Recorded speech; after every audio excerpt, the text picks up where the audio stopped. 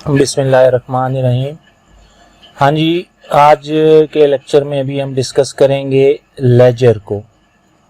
ठीक है, बेसिकली दो चीज़ें हमने देखनी है कि एक लेजर बनाने का पर्पस क्या है और how to prepare it.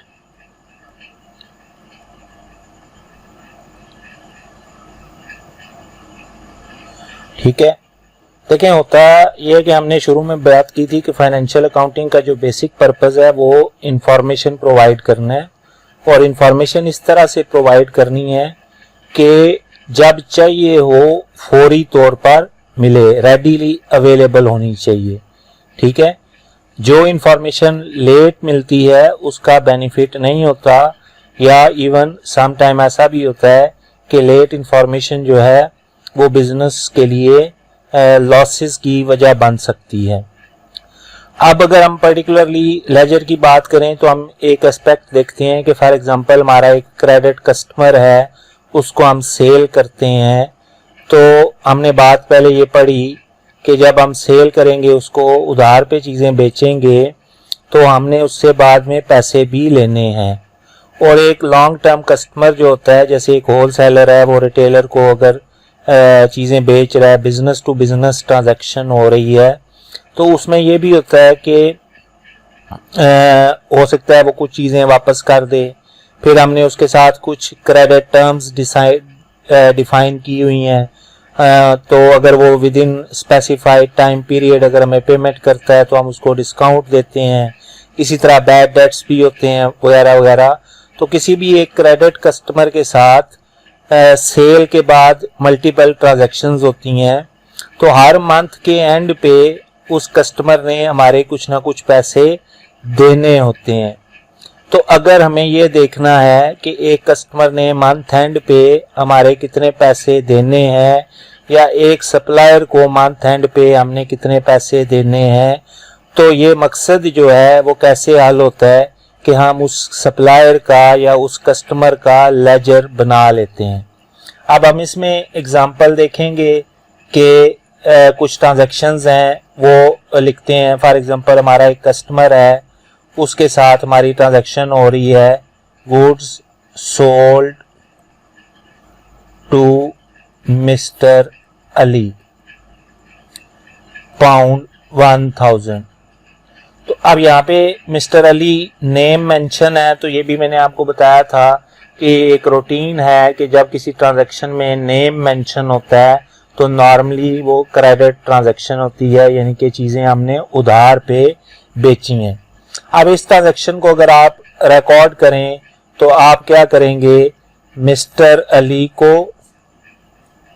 Debit करेंगे।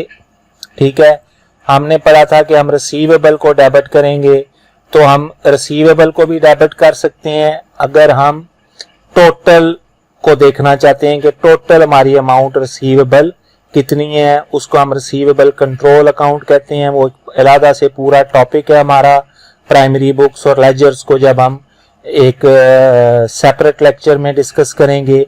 तो फिलहाल हम चूंकि मिस्टर अली से रिलेटेड बात कर रहे हैं कि हमें ये इंफॉर्मेशन चाहिए कि मंथ एंड पे मिस्टर अली ने हमें कितने पैसे देने हैं, तो हम क्या करेंगे, मिस्टर अली का लेजर बनाएंगे। लेकिन उससे पहले उसकी जो ट्रांजैक्शंस हैं कि वो डेबिट कैसे होगा, क्रेडिट कैसे होगा, तो मिस्टर अली को हम डेबिट करेंगे यहाँ पे as receivable as an asset. ठीक है जी, हमारा एसेट इंक्रीज हुआ, वो डेबिट हो गया, और सेल्स को हम क्रेडिट कर देंगे एज इनकम। अब दूसरी ट्रांजैक्शन ये हुई जी कि mister goods returned by mister Ali. कुछ गुड्स जो हैं वो मिस्टर अली ने रिटर्न कर दी, वो है सपोज पाउंड 200 की। तो अब जो हमारा रिसीवेबल है वो कम हो गया, तो एसेट कम हो गया, हम उसको क्रेडिट कर देंगे, मिस्टर अली क्रेडिट हो जाएगा पाउंड 200 से, और सेल्स जो है वो डेबिट हो जाएंगी विद वर्ड रिटर्न। रिटर्न का वर्ड हम ऐड कर देते हैं, ये हम बात डिस्कस कर चुके हैं पहले। तो सेल्स रिटर्न जो है वो इनकम हमारी डिक्रीज हो गई, वो डेबिट हो जाएगी 200 से। उसके बाद ये हुआ जी कि हमने फिर मिस्टर अली को सेल्स की, goods sold to mister Ali pound 600। तो अगेन हम क्या करेंगे, वही जो पहले वाली जिस ट्रांजैक्शन थी जिस तरह की, उस तरह से ये भी ट्रांजैक्शन होगी। मिस्टर अली डेबिट हो जाएगा as a receivable as an asset, ठीक है, पाउंड 600 से, और सेल्स क्रेडिट हो जाएंगी एज इनकम पाउंड 600 से। फिर चौथी ट्रांजैक्शन ये हुई कि मिस्टर अली ने हमें कुछ पेमेंट की और हमने उसको कुछ डिस्काउंट दे दिया। Cash received from mister Ali pound से 800 एंड डिस्काउंट अलाउड पाउंड 50। तो अब क्या होगा, कैश हमें कितनी मिली है, पाउंड 800, तो कैश एसेट इंक्रीज हुआ, वो डेबिट होगा कितने से, पाउंड 800 से। डिस्काउंट हमने कितना अलाउ किया है, पाउंड 50, वो डेबिट हो जाएगा एज एन एक्सपेंस। और रिसीवेबल यानी कि मिस्टर अली जो है वो डिक्रीज होगा कितने से, पाउंड 850 से। अब ये हमने 4 ट्रांजैक्शन की मिस्टर अली के साथ एक मंथ में। तो अब हमें ये देखना है कि मंथ एंड पे हमें मिस्टर अली ने कितनी अमाउंट देनी है, ठीक है। तो इसका एक तरीकाकार तो ये है कि हम कैलकुलेटर लें और सारी ट्रांजैक्शन की कैलकुलेशंस कर लें, लेकिन फिर अकाउंटिंग का जो एक पर्पस है वो फोत हो जाएगा, अकाउंटिंग का मकसद ही नहीं रहेगा। तो इसके लिए हम क्या करेंगे, लेजर प्रिपेयर करेंगे। तो अब लेजर कैसे प्रिपेयर होगा, फॉर एग्जांपल अगर मिस्टर अली का ही खाली लेजर प्रिपेयर करता हूं, ठीक है, या सारे लेजर जो जो अकाउंट यहाँ पे बांध रहा है वो सारे लेजर प्रिपेयर कर लेता हूं। तो अब पहली ट्रांजैक्शन में अगर आप देखें तो क्या हुआ है, मिस्टर अली डेबिट हुआ है और सेल्स क्रेडिट हुई है। मिस्टर अली डेबिट हुआ है एज एन एसेट और सेल्स क्रेडिट हुई है एज अ इनकम। तो यहाँ पे हम 2 लेजर्स बनाएंगे। अब लेजर कैसे बनता है, सिंपलेस्ट फॉर्म टी अकाउंट भी कहते हैं उसको, टी बना लेते हैं जी हम, ठीक है। तो एक अकाउंट का जो है वो लेजर का टाइटल हो जाएगा मिस्टर अली और दूसरे लेजर का टाइटल हो जाएगा सेल्स। अब मिस्टर अली क्या हुआ था, डेबिट हुआ था 1000 से और सेल्स क्या हुई थी, क्रेडिट हुई थी 1000 से। अब अगर हमें पिछली ट्रांजैक्शन हमारे सामने नहीं है, हमारे सामने सिर्फ ये लेजर है, तो अगर आप ये देखें तो मिस्टर अली डेबिट हुआ है 1000 से, लेकिन हमें ये नहीं पता चल रहा कि वो डेबिट हुआ क्यों है, ठीक है। फॉर एग्जांपल अगर मैं मिस्टर अली को उधार देता हूं, लोन देता हूं कैश की शक्ल में, तो तब भी मिस्टर अली डेबिट होगा रिसीवेबल के तौर पर और कैश क्रेडिट हो जाएगी।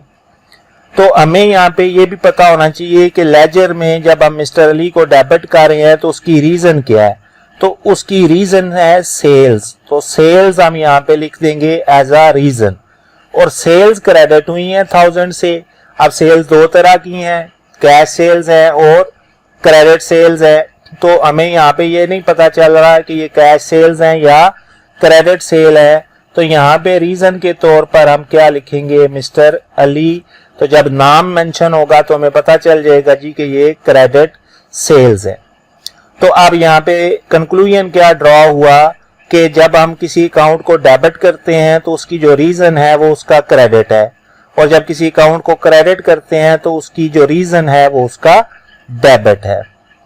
अब अगली ट्रांजैक्शन में क्या हुआ था जी, सेल्स रिटर्न डेबिट और मिस्टर अली क्रेडिट 200 से। तो अब क्या करेंगे, मिस्टर अली को क्रेडिट करेंगे 200 से। रीजन क्या लिखेंगे, सेल रिटर्न, और सेल रिटर्न का जो है वो हमारे पास लेजर बन जाएगा। और सेल रिटर्न क्या हुई है, डेबिट हुई है 200 से। रीजन क्या आ जाएगी, मिस्टर अली। ठीक हो गया जी। उसके बाद फिर हमने सेल की है, मिस्टर अली डेबिट हुआ है और सेल्स क्रेडिट हुई है 600 से, तो मिस्टर अली को डेबिट करेंगे 600 से, रीजन सेल्स, और सेल्स को क्रेडिट करेंगे 600 से, रीजन मिस्टर अली। उसके बाद जो हमारी चौथी ट्रांजैक्शन है उसमें कैश डेबिट हुई है और डिस्काउंट अलाउड डेबिट हुआ है। तो दो रीजंस जो है, दो लेजर और बन जाएंगे हमारे जी, एक कैश का और एक डिस्काउंट अलाउड का। ठीक है, तो कैश डेबिट हुई है 800 से, तो उसका क्रेडिट क्या था, मिस्टर अली, तो reason mister Ali. Discount allowed debit हुआ है 50 से और उसका भी क्रेडिट कौन था, मिस्टर अली, तो रीजन मिस्टर अली।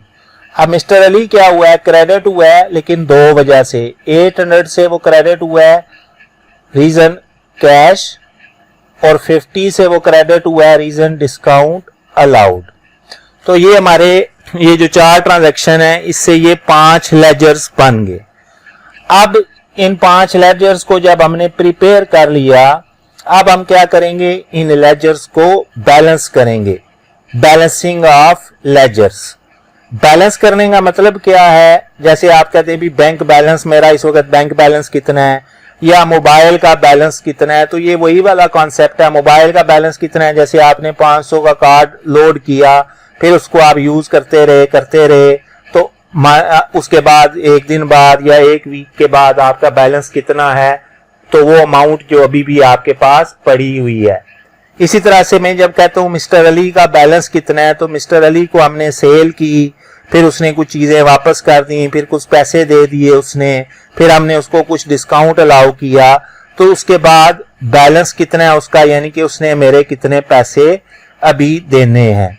इसी तरह सेल्स का लेजर है, तो उसका बैलेंस हमें ये बताएगा कि टोटल सेल्स कितनी हुई है। शेयर रिटर्न का बैलेंस हमें ये बताएगा कि टोटल सेल्स रिटर्न कितनी है। इस क्वेश्चन में सिर्फ अभी कैश रिसीव हुई है, तो हो सकता है कैश पे भी हुई हो, तो कुछ कैश रिसीव होती है, कुछ कैश पे होती है। तो मंथ एंड पे मेरे पास कैश का बैलेंस कितना है, मतलब कैश कितनी पड़ी हुई है। तो अब हम क्या करते हैं जी, लेजर का बैलेंस करते हैं। तो दोनों साइडों का टोटल ये मैं लिख रहा हूं, वैसे ही अपने यूज के लिए ये लिखना जरूरी नहीं है। तो डेबिट साइड का टोटल, ये डेबिट साइड है लेजर की, ये लेजर की क्रेडिट साइड है। तो डेबिट साइड का टोटल है जी 1600 और क्रेडिट साइड का टोटल है 1050। अब हमने रूल क्या बनाया कि जो कैलकुलेशन के लिए कि आसानी से हम कैलकुलेशन करें, दोनों साइडों पे जो बड़ा अमाउंट है वो लिख देंगे, बड़ी अमाउंट 1600 दोनों साइडों पे टोटल लिख दिया।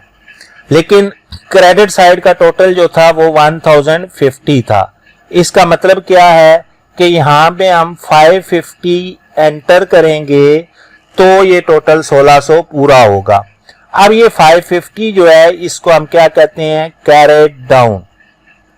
ये क्या है, कैरेट डाउन बैलेंस।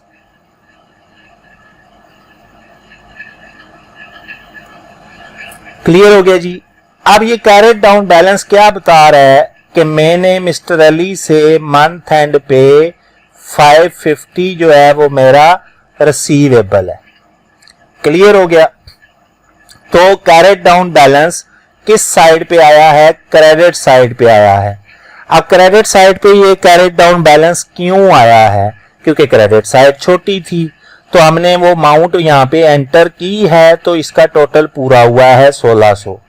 अब क्रेडिट साइड छोटी है, डेबिट साइड बड़ी है, तो आपने मैथ का एक सिंपल रूल पढ़ा होगा, +3 - 2 आंसर +1, -3 + 2 आंसर -1, यानी कि साइन जो है वो किसका आता है, बड़े नंबर का। तो ये जो 550 है ये आया क्रेडिट साइड पे है, but it is debit balance, it is debit balance. Clear है जी। इसी तरह से मैं शेयर रिटर्न का टोटल करता हूं, तो डेबिट साइड का टोटल जो है वो 200 है, क्रेडिट साइड का टोटल है 0, तो बड़ी अमाउंट कौन सी हुई 200, वो मैं दोनों साइडों पे लिखूंगा। ठीक है, तो यहां पे मेरा बैलेंस कितना आएगा, कैरेट डाउन 200। अब ये भी क्या है, डेबिट बैलेंस है। क्लियर हो गया जी। इसी तरह डिस्काउंट अलाउड है, उसका इस साइड का टोटल 50 है, दूसरी साइड का टोटल 0 है, दोनों साइड पे मैंने 50 लिखा। कैरेट डाउन यहाँ पे मैं कितनी अमाउंट डालूंगा, 50 डालूंगा, तो ये भी मेरा क्या है, डेबिट बैलेंस है। तो जब हम लेजर बनाते हैं तो अब याद रखने वाली बात क्या है कि अगर कोई अकाउंट एसेट का है, लेजर है, या किसी एक्सपेंस का लेजर है, तो उनका डेबिट बैलेंस होता है। एसेट और एक्सपेंस का जो बैलेंस है वो डेबिट होता है। कैपिटल, इनकम और लायबिलिटी जो है उनका जो बैलेंस है वो क्रेडिट बैलेंस होता है। क्लियर हो गया जी। अब ये फॉर एग्जांपल हमारा मंथ था कौन सा, मार्च। तो मार्च के एंड पे हम सिर्फ मिस्टर अली की अगर बात करें तो मिस्टर अली से मार्च के एंड पे मैंने कितने पैसे लेने थे, 550, और उसको मैं क्या कह रहा हूं, क्रेडिट बैलेंस। अब अप्रैल आया तो अप्रैल में क्या होगा, मिस्टर अली के साथ हमारी मजीद ट्रांजैक्शंस होंगी। ठीक है, वो हमारा एक कस्टमर है जिसके साथ हम मुसलसल लेन देन करते रहते हैं। तो अप्रैल में हम उसको मजीद सेल करेंगे, ठीक है, और उससे फिर पैसे लेंगे, कुछ चीजें वापस होंगी, ठीक है। फिर इसी तरह से अप्रैल के एंड पे क्या होगा, बैलेंस आएगा, ठीक है। अब मिस्टर अली का जब मैं अप्रैल में लेजर बनाऊंगा तो मिस्टर अली का लेजर 0 से स्टार्ट नहीं होगा। अगर यहां पे देखें तो मिस्टर अली का लेजर जो है उसमें कोई शुरू में बैलेंस नहीं था। हमने मिस्टर अली के साथ नया बिजनेस स्टार्ट किया था, उसके साथ पहली ट्रांजैक्शन हमने ये की कि हमने उसको 1000 की सेल्स कर दी। लेकिन जब मैं अप्रैल में स्टार्ट करूंगा तो मिस्टर अली ने ऑलरेडी मेरे 550 देने हैं। तो ये तो नहीं हो सकता कि मैं ये 550 छोड़ दूं और अप्रैल में 0 से स्टार्ट करूं। अप्रैल मैंने किससे स्टार्ट करना है, 550 से। तो ये जो मेरा कैरेट डाउन बैलेंस है ये मैं बैलेंस आगे ट्रांसफर कर दूंगा। तो ये भी वही बात है कि अगर आपका 200 रुपया बैलेंस पड़ा हो मोबाइल में तो 500 का आप मजीद अगर कार्ड लोड करेंगे तो वो पुराने 200 में ऐड हो जाएगा, ठीक है।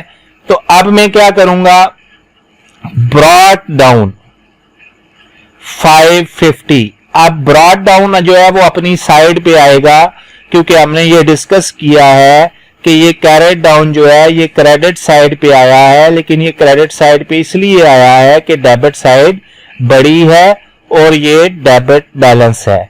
तो जब मैं ब्रॉट डाउन बैलेंस लिखूंगा तो वो मैं ब्रॉट डाउन यानी कि जो मैंने पिछले मंथ से आगे लेके आया हूं तो वो मैं उसी साइड पे लिखूंगा जो उसकी ओरिजिनल साइड है यानी कि डेबिट साइड। अब सेल्स की वजह से अगर फॉर एग्जांपल मैंने मजीद उसको सेल्स की हैं 900 की, फिर मैंने सेल्स की हैं 500 की, तो उससे वो क्या होगा, वो मजीद डेबिट होगा। Mister Ali debit, sales credit, ठीक है। फिर उसने कुछ सेल वापस कर दी, से रिटर्न है उसकी 100 की, फिर उसने मुझे कुछ कैश दे दी 200, फिर कोई चेक दिया मुझे उसने वो 500 का था और साथ में मैंने उसको कुछ डिस्काउंट अलाउ कर दिया 80 का। तो अब ये अप्रैल में उसके साथ मेरी मजीद ट्रांजैक्शन हुई। अब अप्रैल के एंड पे फिर मैं क्या करूंगा, इस लेजर को बैलेंस कर दूंगा, ठीक है जी। अब अगेन वही है कि इस साइड का टोटल कितना है, 9 + 5 14 + 5 19 50, और इस साइड का टोटल कितना है 700 800 एंड 880, ठीक हो गया जी। तो दोनों साइडों पे मैं क्या लिखूंगा, बड़ी अमाउंट लिखूंगा 1950, ठीक है जी। तो ये मैं 80 को जो है ना वो मैं 50 कर देता हूं ताकि कैलकुलेशन जो है वो आसान हो। अभी मेरे पास कैलकुलेटर कोई नहीं है। तो 850 द टोटल आया जी। अब 1950 है और इधर 850 है, लेकिन मैंने यहाँ पे भी टोटल कितना लिखा हुआ है 1950, तो इस 850 को 1950 पूरा करने के लिए मैं यहाँ पे कैरेट डाउन कितना बैलेंस डालूंगा, 1915 में से 850 माइनस कर दें आप, तो ये कितना आ जाएगा आपका 1100। तो कैरेट डाउन अब अप्रैल के एंड पे कितना आया है 1100। इट मींस दैट कि मिस्टर अली ने अप्रैल के एंड पे मुझे कितने देने हैं पैसे 1100, और ये डेबिट बैलेंस है क्योंकि डेबिट साइड बड़ी थी, कैरेट डाउन क्रेडिट पे आया है। अब अगला मंथ यानी कि मई अगर मैं स्टार्ट करूंगा तो मैं ब्रॉड डाउन कितना ले लूंगा 1100। तो ये हमने बेसिकली डिस्कस किया कि लेजर प्रिपेयर कैसे किए जाते हैं और उस लेजर को प्रिपेयर करने का बेसिक पर्पस क्या होता है। ठीक है, ये एक जनरल वे में हमने डिस्कस किया। एक्चुअली हम जब बात करते हैं ACCA की या CA की, तो प्राइमरी बुक्स जो है वो बनती हैं, फिर उस प्राइमरी बुक्स से जो है वो लेजर्स बनते हैं, और फिर लेजर्स की आगे मुख्तलिफ टाइप्स हैं, सेल्स लेजर्स है, परचेज लेजर्स है, जनरल लेजर्स है, तो उनको हम डिटेल में अलग लेक्चर में डिस्कस करेंगे।